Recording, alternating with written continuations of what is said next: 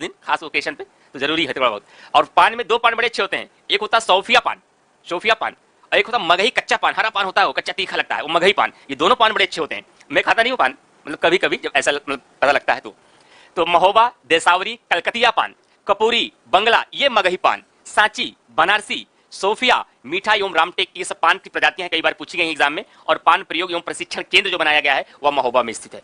इस प्रकार से फ्रेंड्स आपके सामने एग्रीकल्चर का टॉपिक मैंने समाप्त किया। बड़ा ही कॉम्प्लिकेटेड टॉपिक था, इससे मैं बचना चाहता हूं बार बार, क्योंकि इसमें कुछ समझाने को होता नहीं है। जहां फैक्ट होता है थोड़ा हमें उलझन होती है, वहां से जहां कुछ कॉम्प्लिकेटेड चीजें होती हैं, जहां समझाना होता है, जहां उलझी हुई चीजें होती है, उसको सही करना होता है, वो पढ़ाने में थोड़ा मजा आता है। तो यहाँ फैक्ट बहुत ज्यादा थे, इसलिए मैं थोड़ा सा इसको लास्ट में ही रखता हूं। तो आइए मेरा कंप्लीट हुआ। रामकृष्ण राणा जी बता रहे हैं अमीनाबाद। ओफो, चलिए आगे चलते हैं सीधा। अब एक नया टॉपिक लेना है, उत्तर प्रदेश में प्रथम स्थान रखने वाले कुछ महत्वपूर्ण जिले। यहां से क्वेश्चन एक एग्जाम में आ सकता है आपके।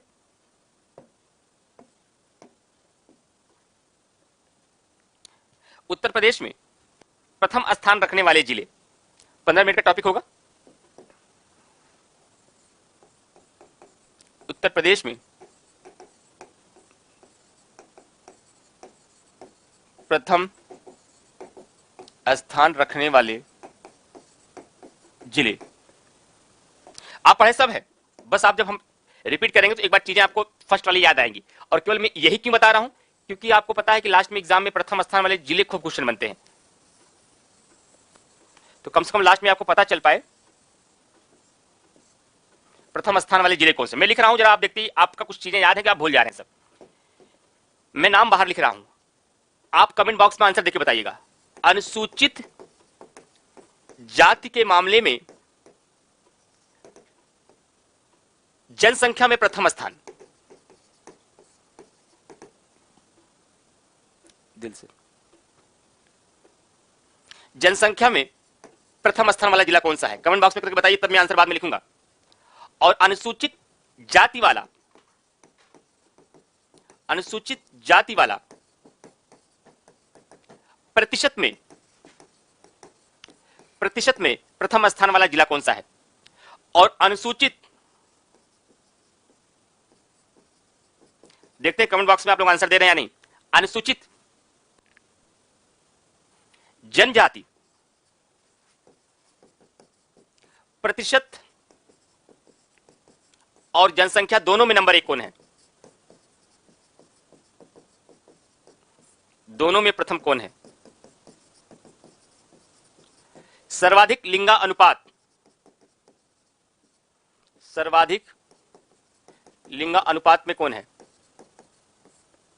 और लीची उत्पादन और संतरा उत्पादन तो नहीं बताऊंगा, क्योंकि ये तो अभी ताजा ताजा पढ़ रहे हैं ये लोग, आप लोगों को तैयारी है।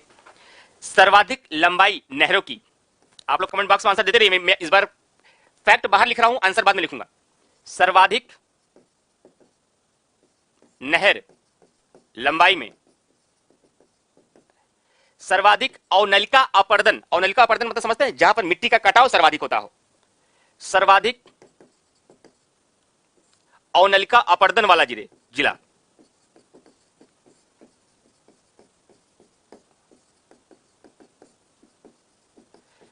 सर्वाधिक, शॉर्ट में लिख रहा हूं, नगरीय जनसंख्या वाला जिला, जनसंख्या वाला जिला। जरा देखते हैं कि कितने आप लोगों ने किए। अब मैं पहले कुछ बता देता हूं, फिर आगे चलता हूं।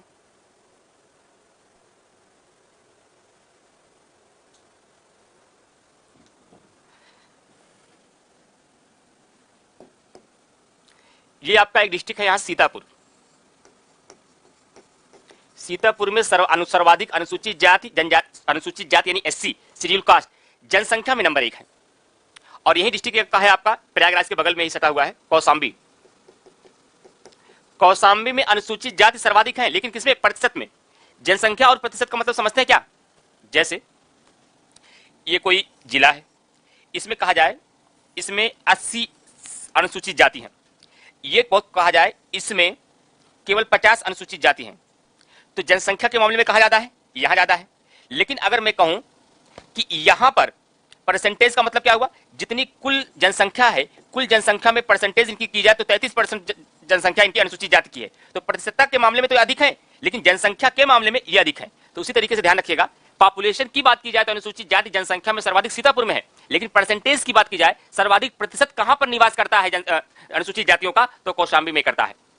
और अनुसूचित जनजाति की बात चाहे प्रतिशतता में की, ये जनजाति है, शेड्यूल्ड ट्राइब्स की बात की जा रही है, तो अनुसूचित जनजाति चाहे प्रतिशत में बात की जाए और चाहे जनसंख्या में बात की जाए, दोनों में नंबर 1 आपका सोनभद्र होगा, दोनों में नंबर 1 सोनभद्र होगा आपका।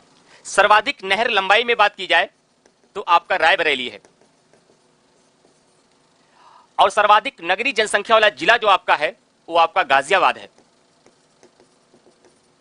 और सर्वाधिक अवनलिका अपर्दन वाला जिला, ये किसी का आंसर नहीं आया होगा क्योंकि मैंने आप लोगों को पढ़ाया नहीं था, इटावा होगा, इटावा होगा। क्लियर? अब और कुछ बातें बता देते हैं। प्रयागराज, यहां क्या है?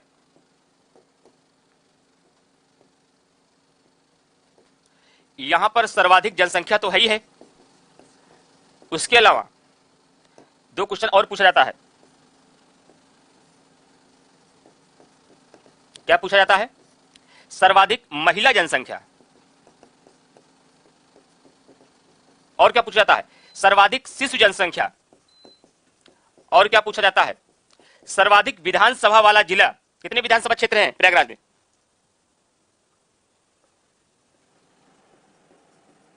कमेंट करके बताइए आप लोग। सर्वाधिक विधानसभा वाला जिला, ये सब मामलों में प्रयागराज नंबर 1 है। सर्वाधिक जनसंख्या भी है, सर्वाधिक महिला जनसंख्या भी है, सर्वाधिक शिशु जनसंख्या भी है, विधानसभा वाला जिला भी है। शायद 11 विधानसभा क्षेत्र हैं। चेक करके बताइए आप लोग। ये आ गया क्या कुछ? 12 बताया, 11 है, 11 शायद है, चेक करिएगा। 11-12 ऐसे कुछ है, 12 ही है, 12 विधानसभा क्षेत्र हैं। सोच लीजिए कितना बड़ा संसदीय क्षेत्र है ये, 12 विधानसभाएं क्षेत्र हैं प्रयागराज में। बिल्कुल सही। चलिए, अरविंद कुमार, देवेश कुमार, सब लोग एकदम सही आंसर करें, 12 विधानसभा क्षेत्र। अब उसके अलावा फ्रेंड्स, प्रथम डीएनए पार्क लखनऊ में बनाया गया। लखनऊ में प्रथम डीएनए पार्क। बहुत बातें और हैं लेकिन उन बातों को अभी नहीं बता सकता क्योंकि अभी अभी आप पढ़ रहे हैं। प्रथम अफीम फैक्ट्री गाजीपुर में लगाई गई है। प्रथम चीनी मिल प्रतापपुर देवरिया में लगाई गई है। और एकमात्र विकलांग विश्वविद्यालय आपका चित्रकूट में बनाया गया है। कहां बनाया गया है? चित्रकूट में बनाया गया है। ये सभी प्रथम स्थान रखने वाले जिले हैं। बाकी आपको सर्वाधिक साक्षरता गौतम बुद्ध नगर, सर्वाधिक जनसंख्या घनत्व गाजियाबाद, सर्वाधिक नगरीय जनसंख्या वाला जिले कानपुर नगर, सॉरी सर्वाधिक जनसंख्या वाला नगर तो कानपुर नगर। ये सब क्वेश्चन आप पहले भी पढ़ चुके हैं। ये भी आपके प्रथम स्थान वाले जिले हैं। जितने मैंने पॉइंट लिखे ना, यहीं से आपके एग्जाम में 2 प्रश्न कभी कभी एग्जाम में राइट आ जाते हैं। और इसमें ऐसा कोई प्रश्न नहीं था जो आपने पढ़ा नहीं था। केवल अवनलिका अपर्दन वाला शायद आप लोगों को नहीं बताया था। हो सकता है शायद मैंने आपको अनुसूचित जाति जनजाति वाला न बताया रहा हो, मे भी पॉसिबल है, तो उसको भी मैंने यहाँ मेंशन कर दिया। इस प्रकार से यूपी स्पेशल आपका दोनों बैच में एक साथ समाप्त हुआ। और मैं उम्मीद करता हूँ जितना कुछ मैंने पढ़ाया है केवल प्रीवियस ईयर के क्वेश्चन को एक बार लगा लीजिएगा। जो भी नोट्स मैंने आपको प्रोवाइड किया है उस नोट्स को अच्छे से पढ़िएगा और प्रीवियस ईयर के क्वेश्चन को लगाइएगा। यूपी स्पेशल में किसी भी एग्जाम में आपको समस्या नहीं आएगी।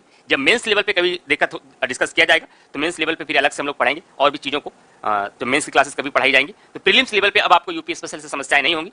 बट कोशिश ये करिएगा नोट्स में जितना कुछ मैटर मैंने दिया उसको अच्छे से पढ़िएगा।